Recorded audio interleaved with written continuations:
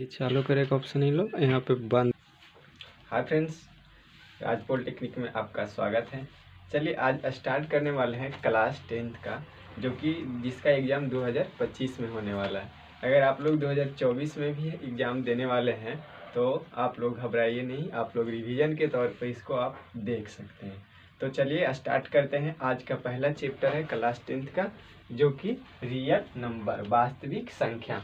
वास्तविक संख्या आप लोग को पता होगा क्या होता है वास्तविक संख्या। तो वास्तविक संख्या कहते किसको है? वास्तविक संख्या जो है परिमेय संख्या और अपरिमेय संख्याओं का संग्रह होता है। संग्रह का मतलब क्या? इकट्ठा किया जाता है ना। मतलब वास्तविक संख्या एक ऐसी संख्या है जिसमें कि परिमेय संख्या भी आता है और अपरिमेय संख्या भी आता है। मतलब कि परिमेय संख्या और अपरिमेय संख्या को लिख देंगे तो क्या कहला जाएगा? वास्तविक संख्या। मतलब परिमेय संख्या और अपरिमेय संख्या सब मिला जुला एक साथ लिखा हुआ रहेगा, उसको क्या कहेंगे? वास्तविक संख्या। तो परिमेय संख्या, तो वास्तविक संख्या के सबसे पहले परिभाषा क्या हो सकता है कि परिमेय संख्या और अपरिमेय संख्या के संग्रह को क्या कहते हैं? वास्तविक संख्या, है ना। परिमेय संख्या और अपरिमेय संख्या जिसमें रहे उसको क्या कहेंगे? वास्तविक संख्या, है ना। वास्तविक संख्या बहुत सारे प्रकार के होते हैं। जैसे वास्तविक संख्या से पहला क्या होता है? परिमेय संख्या और दूसरा अपरिमेय संख्या। और परिमेय संख्या को भी बहुत सारे भागों में बांटा जाता है। तो पहले जान लेते हैं कि वास्तविक संख्या कहते किसको है ना। तो देखिए वास्तविक संख्या को परिभाषा लिखा देते हैं, है ना। वास्तविक संख्या कहते किसको है? तो वास्तविक संख्या कहते हैं परिमेय संख्या और अपरिमेय संख्या। परिमेय संख्या और अपरिमेय संख्या के संग्रह को वास्तविक संख्या कहते हैं। वास्तविक संख्या कहते हैं। अब जैसे देखो एग्जाम्पल में √3 क्या है? अपरिमेय संख्या, है ना। 1/2 क्या है? परिमेय संख्या, है ना। 5/3 क्या है? परिमेय संख्या, है ना। उसी तरह से देख लो 4/5 हो गया, चाहे √5 हो गया, 3√2 हो गया, ये सब क्या है? ये हो गया अपरिमेय। अपरिमेय। तो मतलब परिमेय संख्या और अपरिमेय संख्या सब मिली जुली लिखा हुआ रहे तो उस पूरी संख्या को क्या कहेंगे? वास्तविक संख्या। संग्रह का मतलब क्या होता है? देखो एक बार कह रहा है परिमेय संख्या और अपरिमेय संख्या के संग्रह। संग्रह का मतलब मिला जुला, इकट्ठा, है ना। सब इकट्ठा बढ़ रहा है, जैसे कि परिमेय संख्या भी रहे, अपरिमेय संख्या भी रहे, है ना। जैसे एक टोकरी है, एक टोकरी में कुछ सड़ा फल भी हो सकता है, कुछ अच्छा फल भी हो सकता है ना। तो वही जो अच्छा और सड़ा सब मिला हुआ तो दोनों को क्या कहेंगे कि सड़ा हुआ फल और अच्छे फल का क्या है? संग्रह, है ना। वही संग्रह कहलाता है। तो इसमें किसका संग्रह होना चाहिए वास्तविक संख्या में? तो परिमेय संख्या और अपरिमेय संख्या का क्या होना चाहिए? संग्रह होना चाहिए। उसको क्या कहेंगे? वास्तविक संख्या। कोई दिक्कत? अब देखो वास्तविक संख्या तो जान गए। अब वास्तविक संख्या होता कितने प्रकार के हैं तो लिखेंगे वास्तविक संख्या के प्रकार। वास्तविक संख्या के प्रकार।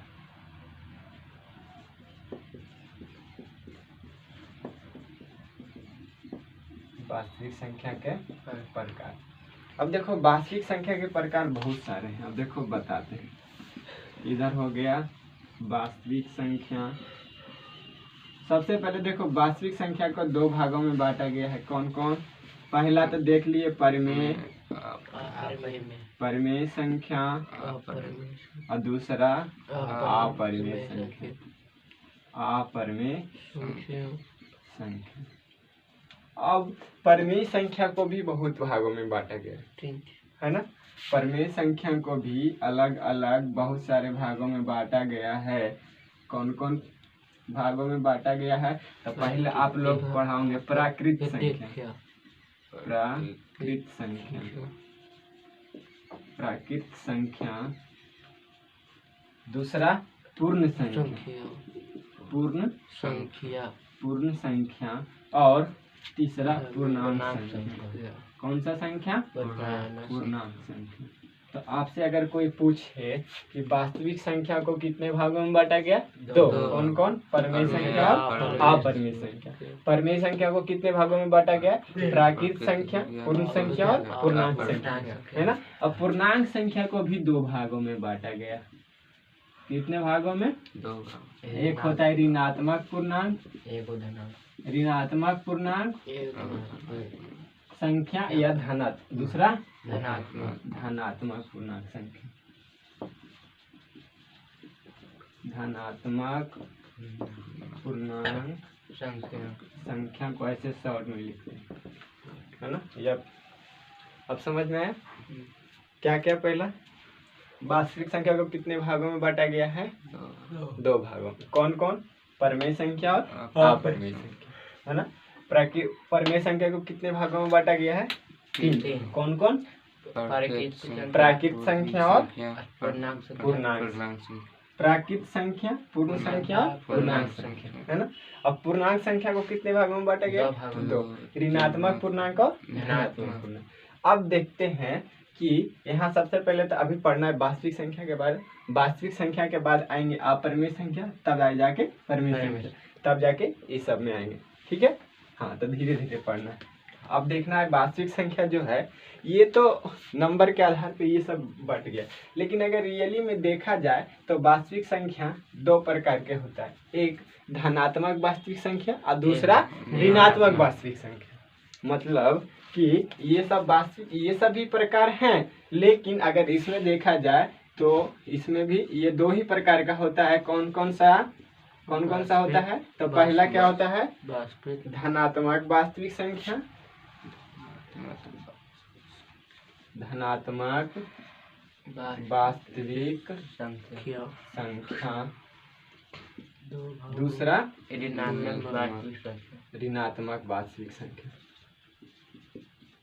ऋणात्मक वास्तविक संख्या।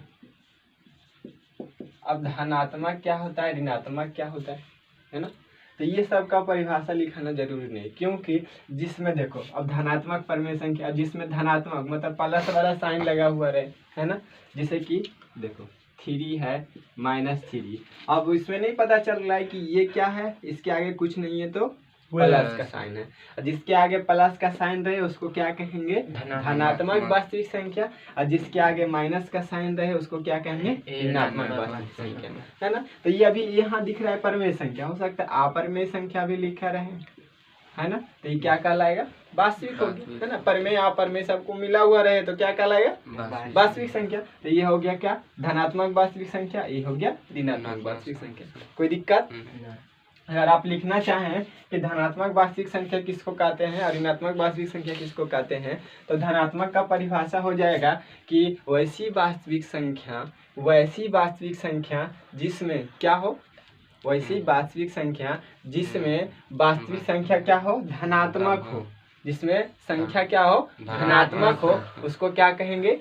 वास्तविक धनात्मक संख्या। उसको क्या कहेंगे? वास्तविक धनात्मक संख्या। किसको? जिसमें कि संख्या क्या हो? धनात्मक हो, है ना। जैसे कि +3 हो गया, √3 हो गया, इसके आगे कुछ नहीं छुपा हुआ रहता है प्लस, ठीक है। तो ये क्या कहलाएगा? धनात्मक। हाँ, अब ऋणात्मक क्या हो? तो वैसी वास्तविक संख्या जिसकी हाँ जिसमें क्या हो? संख्या क्या हो? ऋणात्मक हो। संख्या ऋणात्मक हो मतलब माइनस का चिन्ह लगा हुआ हो, तो जिसके आगे माइनस का चिन्ह लगा हुआ हो वो क्या कहलाएगा? ऋणात्मक वास्तविक संख्या। कोई दिक्कत नहीं, तो इसका परिभाषा लिखाना जरूरी नहीं। चलो, अब धनात्मक और ऋणात्मक समझ गए। अगर आप इसका पूर्णांक अब देखा जाए कि धनात्मक पूर्णांक किसको कहेंगे और ऋणात्मक पूर्णांक किसको कहेंगे, वास्तविक संख्या, और इस पे बाद में चर्चा करेंगे। अब थोड़ा सा देख लेते हैं। ये प्रकार समझ में आ गया? हाँ, चलो इसको मिटा दे। अब देखिए, धनात्मक और ऋणात्मक पूर्णांक किसको कहेंगे? पूर्णांक का मतलब ही होता है जिसको हम एक रेखा पर दर्शा सकें। क्या कर सके, एक रेखा पर दर्शा रेखा पर दर्शा सके। आप लोगों को भी पता होता है यहाँ पे क्या कहते हैं इसको, मूल बिंदु। मूल बिंदु का नियामक क्या होता है, जीरो है ना। यहाँ पे क्या हो जाएगा, इधर आएगा तो बाएं तरफ आएगा तो एक बाएं तरफ आएगा तो माइनस, दाएं तरफ जाएगा तो प्लस, है ना।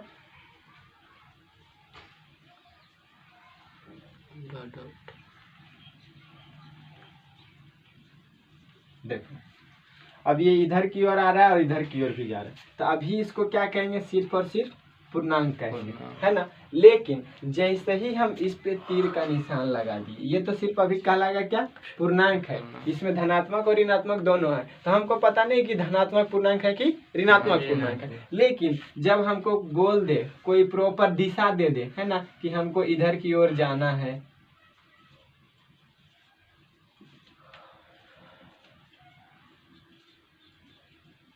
अब कोई कहा दे कि हमको इधर की ओर जाना है, कहाँ जाना है, इस साइड जाना है, तो बताइए कि 0 से शुरू हुए और दाएं तरफ जा रहे हैं तो कौन सा पूर्णांक होगा, तो कौन सा पूर्णांक होगा, इधर जाएगा तो धनात्मक पूर्णांक होगा। कौन सा पूर्णांक होगा, धनात्मक पूर्णांक। और वही इसका अपोजिट अगर इधर इस साइड जाए तो क्या कहलाएंगे, हाँ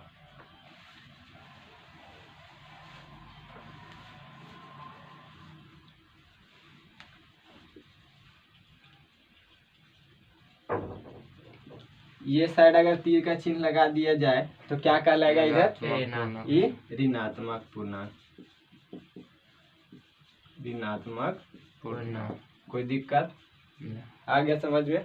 धनात्मक पूर्णांक किसको कहेंगे और ऋणात्मक पूर्णांक किसको कहेंगे, है ना। जो धन की ओर जाएगा धनात्मक पूर्णांक और जो ऋण की ओर जाएगा ऋणात्मक पूर्णांक, है ना। और जो बीच में 0 उसको क्या कहते हैं, मूल बिंदु। क्या कहते हैं, मूल बिंदु। तो एक क्वेश्चन पूछा जाता है हमेशा कि मूल बिंदु का नियामक क्या होता है ना। ये अभी 7वां चैप्टर में नियामक ज्यामिति पढ़ना है, लेकिन अभी थोड़ा सा बता देते हैं। मूल बिंदु आया है तो मूल बिंदु का नियामक हमेशा 0,0 होता है ना, क्योंकि यहाँ पे इधर की ओर भी जाए चाहे इधर की ओर जाए, ऊपर जाए नीचे जाए, सभी जगह यहाँ का मान क्या है, 0 है। तो पूछेगा मूल बिंदु का नियामक, मतलब मूल बिंदु जहाँ पे है उसका क्या नियामक हो सकता है। एक एक्स होता है और वाई होता है। नियामक का मतलब एक बार एक्स वाले को लिखना है, दूसरा वाई डायरेक्शन वाले को लिखना है। तो उसी को क्या कहते हैं, दोनों साइड तो यहाँ पे क्या आ रहा है, ऊपर जाओ नीचे जाओ, यहाँ पे एकदम मूल बिंदु पे देखा जाए तो दोनों क्या होता है, 0 होता है। इसीलिए एक्स और वाई का नियामक अगर पूछे कहीं पे भी पूछा जाए कि बताइए मूल बिंदु का नियामक क्या होता है, तो 0,0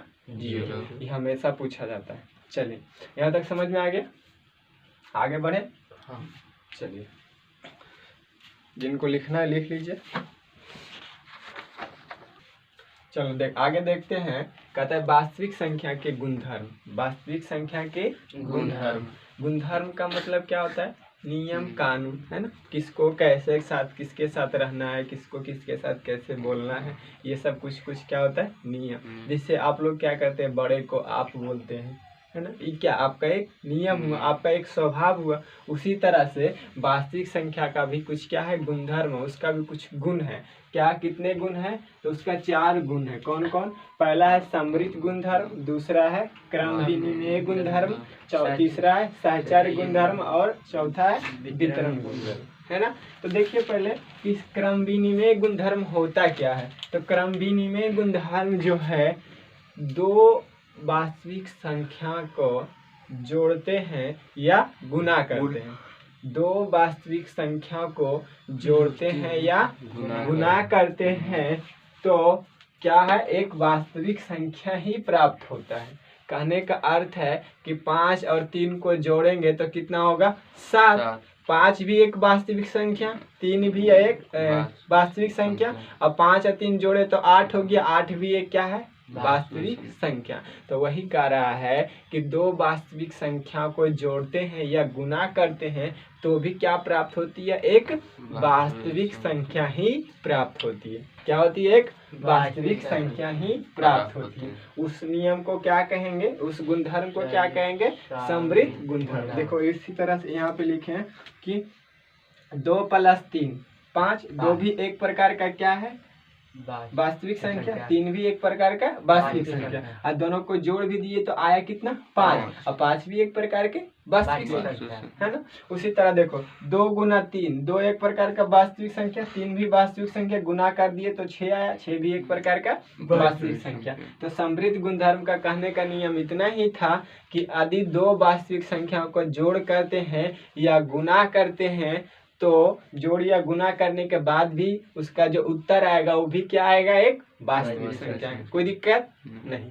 चलिए अगला देखते हैं। अगला जो है क्रम विनिमय गुणधर्म। क्रम विनिमय गुणधर्म में कहता है कि 2 वास्तविक संख्याओं को है ना उलट के इधर उधर करके आप लिख देते हैं या जोड़ देते हैं या गुना कर देते हैं तो उसका जो उत्तर आएगा आपस में बराबर आएगा, है ना। जैसे देखिए कहता है कि 5 + 3 किए तो 5 और +3 कितना होता है 8। उसी तरह से अब इसको उलट दिए, देखिए पहले 3 उसके बाद 5, इसको भी जोड़ेंगे तो कितना आएगा 8। वही कह रहा है क्रम विनिमय नियम कि इसको आप उलट पुलट के भी लिख दीजिएगा है ना तो भी इसका उत्तर क्या आएगा, बराबर आएगा, है ना। इसी तरह गुना में भी, जोड़ में भी और गुना में भी, लेकिन घटाव और भागा का बात नहीं किया है, सिर्फ किसका बात हो रहा है, जोड़ और गुना का। हाँ तो देखिए इसको 3 × 5, 3 गुना 5 किए 15 आया, अब 5 गुना 3 करिए ये भी 15 आएगा, मतलब दोनों साइड उत्तर बराबर आ रहा है। इस नियम को क्या कहेंगे, क्रम विनिमय नियम या क्रम विनिमय गुणधर्म। कोई दिक्कत नहीं। अगला आता है सहचर नियम। कौन सा नियम, सहचर नियम। कौन सा नियम, सहचर नियम या सहचर गुणधर्म। तो सहचर गुणधर्म में इसमें कितना संख्या था, 2 वास्तविक संख्या था, लेकिन इसमें कितना वास्तविक संख्या रहेगा, 3 वास्तविक संख्या रहेगा। और 3 वास्तविक संख्या को क्या कहेंगे, उसके समूह को उलट पलट के किसी तरह से भी लिख के उसको जोड़ या गुना कर देंगे तो भी उसका रिजल्ट क्या आएगा, समान आएगा, मतलब उसका आंसर क्या होगा, बराबर आएगा। वही कहता है कि 3 वास्तविक संख्याओं के समूह को ही परिवर्तित करके जोड़ने या गुना करने पर उत्तर क्या प्राप्त होता है, समान प्राप्त होता है। समान का मतलब बराबर आता है। जैसे देख लो 5 और 3 8। उसके बाद इस 8 के पहले क्या करते, छोटी ब्रैकेट का तो पहले ये दोनों को जोड़ लेंगे तो 5 और 3 8, उसके बाद इसमें 7 जोड़ेंगे तो 8 7 15। उसी तरह से पहले इधर से छोटी ब्रैकेट देखो तो 7 और 5 12, 12 और 3 15, दोनों साइड 15, मतलब दोनों बराबर आ रहा है इनसे, है ना। हाँ उसके बाद इधर से देखो गुना में 15, अब 15 पहले छोटी ब्रैकेट का काम हो गया, तब बाहर 15 गुना 7 करेंगे, 15 7 75 से 105, है ना। उसी तरह से इधर देखना है 7 5 35 और 35 105, है ना। तो दोनों साइड आपस में